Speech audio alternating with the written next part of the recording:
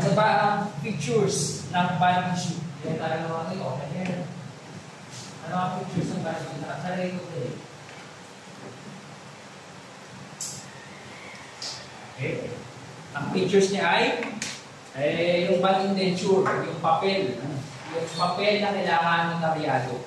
O ang tawag, deed of trust. This document which shows in detail the terms of the loan and the rights. Ano kung paano ito? Parang yun yung kontrata dun sa ano, sa discuss natin sa IFRS.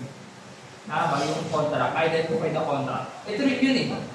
Ang nagkataon lang, ang topic natin ay tungkol sa utang. Okay? Pero pares lang. Siya ay kontrata, siya ay papel. Ang tawag sa kanya, bond indenture. Okay? Huwag malilito sa bond indenture saka sa bond certificate. Okay? Sige natin naman.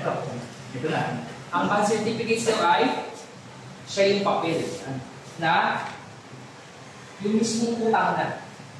Okay, yung mismong utang. Yung bond indenture kasi kontrata.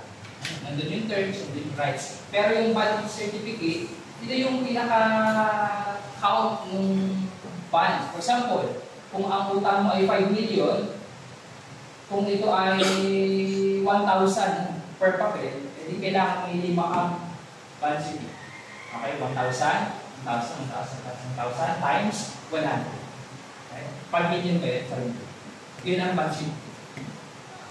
Siya ay parang diploma. Parang diploma. Katunayan na meron kang hawak, may coupon ka. Parang coupon. Okay? Yan ang difference. Ang indenture, kontrata, ang bond certificate, patunay na yun yung utang na hawak. Yung specific na utang. Okay? For example, baka ganito. Ito, ang utang niya, 5. 5 ang utang. Eh di, for example, 1M, 2, 3, 4. Ito, ilang bond certificate ito? Isa. Isa din ang bond indenture. Ito, ilang bond certificate ito? 2. Kung 100,000, ay kung 100 per 1,000. 1,000 to, kani sa papel. Dalawa to. Ang debt indenture, isa lang. Isa lang yan. Kasi kontrata.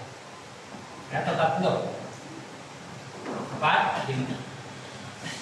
Kaya yun ang difference nila. Okay, dito. You see, ang nakalagay pa, the property is pledged, either real or personal properties, as security for the loan. A trustee is named to hold title to the property. May other party daw. Ito, nag-issue kay larger entity, may collateral. May collateral. May naka-pledge na property. Pag hindi ako nakabayad, kunin mo itong property ito. Either real or personal property. Kunin mo. Sino maghahawak? Sino may hold? Baka merong, most commonly, bangko. Itong bangko. Ano yung bangko yan? Okay? Yung bangko na yan, siya mag-hold. Na in case dito mabayad, itong trustee na to, itong bangko na to, siya yung magbibigay sa court. Okay?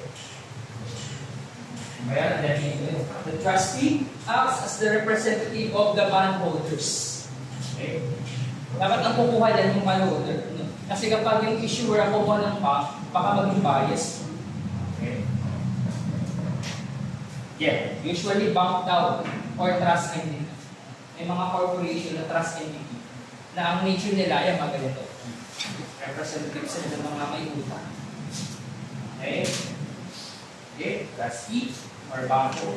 A bank or trust entity is usually appointed as registrar or disbursement agent.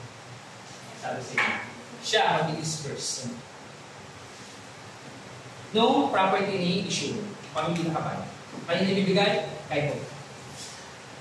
Okay? Okay? Contents ng bond indenture, hindi mo ito mahalaga, hindi mo ito kasama sa mid-term. Pero, manggitin na rin natin. Okay? Talaga siya. Tapos ng mid-term, nagawa ko na. Ginawa pa ako ng sipag ko nga eh. Hanggang chapter 7. 7 na. Ayun, may sinumil 7 sa 6. Ito lang yung mahaba talaga. Mahaba naman ito. Ano, hindi ko siya binabasa. Mahaba naman ito. Normal kang estudyante, tatama rin kayo. Lalo na yung sisyo, no? Haba no? Mas mahaba sa dito. Medyo patik-tik lang. Pag nagbabasa kayo ng intermediate accounting or any libro, unti-unti nyo sa araw, 2 to 3 pages. Kung gusto nyo siya ng isang basahan na, kung gusto isang basahan, edi itik-itik. Namnamin mo. Pagpasok dito, nabasa dito. Dito, maintain lang. Hindi naman talaga. Ayan. Maintain. Okay? O ano lang ang laman ng kontrata ng bonding indenture ng bondholder sa kanilang bago.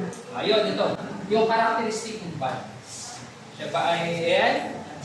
Siya ba ay term? Siya ba ay Syrian? Maturity date, sa kayong provision for repayment.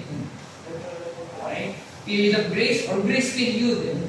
Kung sakaling hindi ako makabayad today, pwede bang 15 days malate ako, pero walang interest na, walang penalty. Pwede na pag-usapan sa kontrata. Okay, pag-utang. Madalas kasi pag mga utang, mag-float pa sila ng ilang araw. May ipatong agad. Na-experience ko once sa mga check. Parang nakalimut ako ng 1 week.